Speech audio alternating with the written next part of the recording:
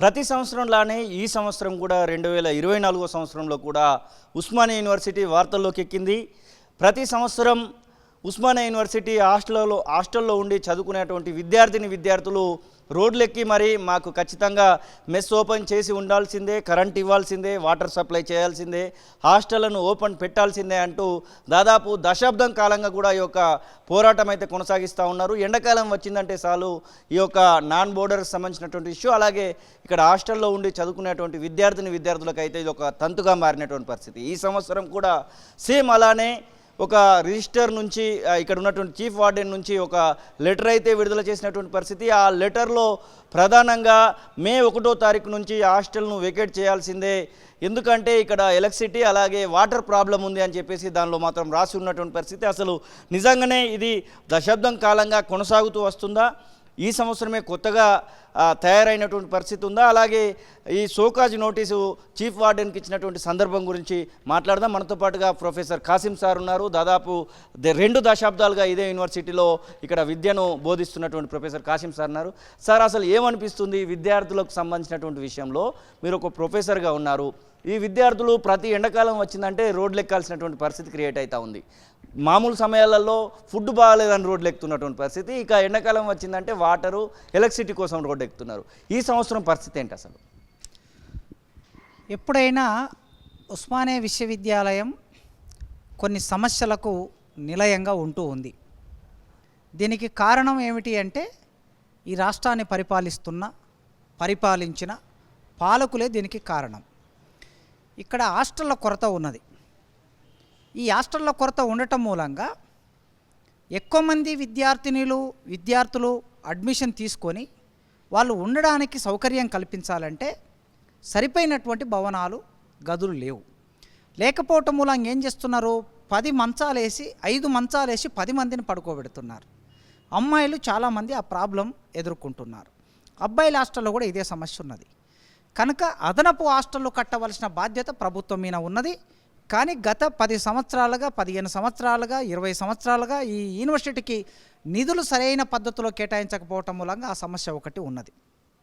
దానితో పాటు 200 మంది కెపాసిటీ ఉన్న ఒక హాస్టల్ నిర్మాణం చేస్తే 200 మందికి అనుకూలమైన బాత్రూమే ఉంటుంది, 200 మందికి అనుకూలమైనటువంటి వాటర్ సంపే ఉంటుంది, ట్యాంకర్ ఉంటుంది.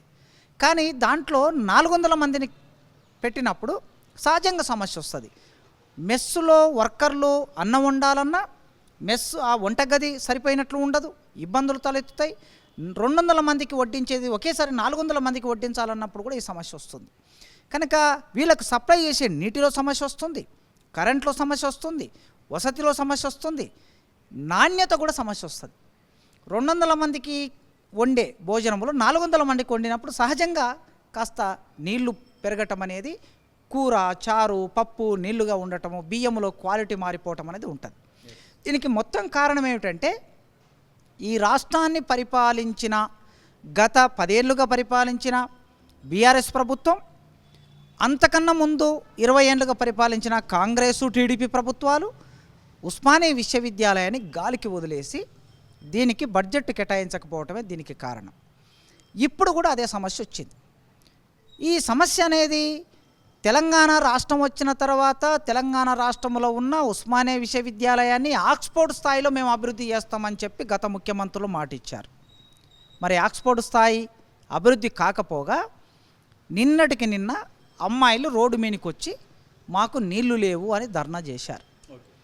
మొన్న ఒక ఇంజనీరింగ్ కాలేజీలో సెమినార్ పెడితే ఆ సెమినార్కి వచ్చే అమ్మాయిలు ఎందుకు లేట్ వచ్చారమ్మా, సెమినార్ స్టార్ట్ అయింది అని అంటే, నీళ్లు లేక మేము స్నానం కూడా చేయలేదు, ఇప్పటి వరకు వెయిట్ చేసి కొన్ని నీళ్ళు వస్తే ముఖం కడుక్కొని వస్తున్నాం తప్ప స్నానాలు కూడా చేసి రాలేదు అని చెప్పే పరిస్థితి ఉన్నది.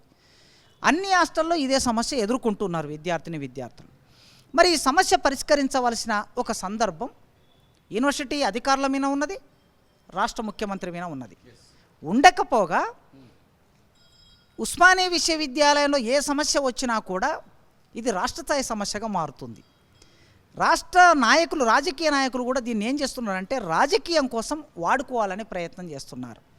ఆనాడు ముఖ్యమంత్రి కేసీఆర్ గారు 10 సంవత్సరాలు ఆయన ముఖ్యమంత్రిగా పనిచేశారు. 10 సంవత్సరాల కాలంలో ఉస్మానియా విశ్వవిద్యాలయంలో ఉన్న ఉద్యోగులకి జీతాలు ఇవ్వడం కోసం తప్ప ఒక్క పైసా ఏమైనా అదనంగా ఈ యూనివర్సిటీకి ఇచ్చాడా అంటే ఇవ్వలేదు. బ్లాక్ గ్రాంట్ ఇవ్వలేదు, కన్స్ట్రక్షన్ కోసం ఇవ్వలేదు, వసతులు కల్పించడానికి ఇవ్వలేదు, విద్యార్థులకి ఫెలోషిప్ కోసం ఇవ్వలేదు. 2 సంవత్సరాలుగా ఇప్పటికీ స్కాలర్షిప్లు రాక పెండింగ్ ఉన్నది గవర్నమెంట్ దగ్గర. ఆ పెండింగ్ డబ్బులు వస్తేనే కదా యూనివర్సిటీకి హాస్టళ్ళకి కూరగాయలు సప్లై చేసేవాడు ఉంటాడు, బయట నుంచి వాడు బియ్యం సప్లై చేసేవాడు ఉంటాడు, నూనె పప్పులు సప్లై చేసేవాడు ఉంటాడు. వానికి నెల నెల డబ్బులు ఇవ్వకపోతే ఎట్లా సప్లై చేస్తాడు ఒక వ్యాపారస్తుడు? వానికి డబ్బులు ఇవ్వాలంటే యూనివర్సిటీ దగ్గర డబ్బులు ఎక్కడ ఉంటాయి? గవర్నమెంట్ స్కాలర్షిప్ ఇస్తేనే కదా. నెలకి 1500, 2000, 2500 గవర్నమెంట్ ఇవ్వాల్సిన డబ్బు నెల నెల ఇక్కడికి వస్తే ఈ డబ్బును తీసి వాళ్ళకి ఇస్తారు. దాని వలన వాళ్ళు నాణ్యమైనటువంటి వస్తువులు సప్లై చేస్తారు. 2 సంవత్సరాలుగా గతంలో ఉన్న ప్రభుత్వం స్కాలర్షిప్లు ఇవ్వకపోవటం మూలంగా చాలా బిల్లులు పెండింగ్లో ఉన్నాయి. మరి ఇప్పుడు కొత్త ప్రభుత్వం వచ్చి ఇప్పటికి డిసెంబర్లో వచ్చింది, 4 నెలలు కంప్లీట్ అయింది. మరి 4 నెలలు కంప్లీట్ కాగానే ఇమీడియట్గా మీరు యూనివర్సిటీ ఏ సమస్యలు ఎదుర్కొంటున్నాయి అని పరిశీలించి వెంటనే ముఖ్యమంత్రి గారు, ఉప ముఖ్యమంత్రి గారు, విద్యాశాఖ మంత్రి అయితే లేడు ఇప్పటి వరకు కనుక ముఖ్యమంత్రి, ఉప ముఖ్యమంత్రి దీనికి బాధ్యత వహించాలి. వాళ్ళిద్దరూ మీకు స్కాలర్షిప్ రాలేదు కదా తెలంగాణలో ఉన్న గవర్నమెంట్ యూనివర్సిటీలకు అని చెప్పి ఒక 5 కోట్లో 10 కోట్లో లేకపోతే ఒక 100 కోట్లో రిలీజ్ చేయొచ్చు కదా. రిలీజ్ చేయలే. వాళ్ళ వైపున రిలీజ్ చేయకుండా ఇక్కడ కరెంటు షార్టేజ్ వలన, నీళ్ళ షార్టేజ్ వలన హాస్టళ్ళు మూసివేస్తున్నాము అని ఒక ప్రకటన రాగానే కేసీఆర్ గారు దాన్ని ట్వీట్ చేశారు. కేసీఆర్ గారు మాజీ ముఖ్యమంత్రి కనుక ఆయన ట్వీట్ చేయగానే, ఆయన మాట్లాడగానే, ఖమ్మం సభలో మాట్లాడగానే అది రాష్ట్రవ్యాప్తమైన ఒక న్యూస్గా మారిపోయి వెంటనే ఇప్పుడున్న ఈ రాష్ట్ర ముఖ్యమంత్రి రేవంత్ రెడ్డి గారు, ఉప ముఖ్యమంత్రి బట్టి విక్రమార్క గారు స్పందించారు. బాగానే ఉన్నది. అంటే మీకు విశ్వవిద్యాలయాన్ని రాజకీయం చేసుకోవడం కోసం ఉందండి. ఉస్మానియా విశ్వవిద్యాలయం అంటే జ్ఞాన సంపన్నమైన విశ్వవిద్యాలయం. ఇక్కడ ప్రపంచ స్థాయి పరిశోధనలు చేస్తున్నటువంటి ప్రొఫెసర్లు ఉన్నారు. మొన్న ఉద్యోగాలు గురుకుల కళాశాల, గురుకుల junior college, degree college teachers పోస్టులు పడితే 6,000 పోస్టులకు పైగా ఫిలప్ చేస్తే మొన్న మేము ఒక ఆర్ట్స్ కాలేజీలో సన్మానం చేశాము. 200 మంది విద్యార్థులు ఒక ఆర్ట్స్ కాలేజీ నుంచి ఉద్యోగాలు పొందారు.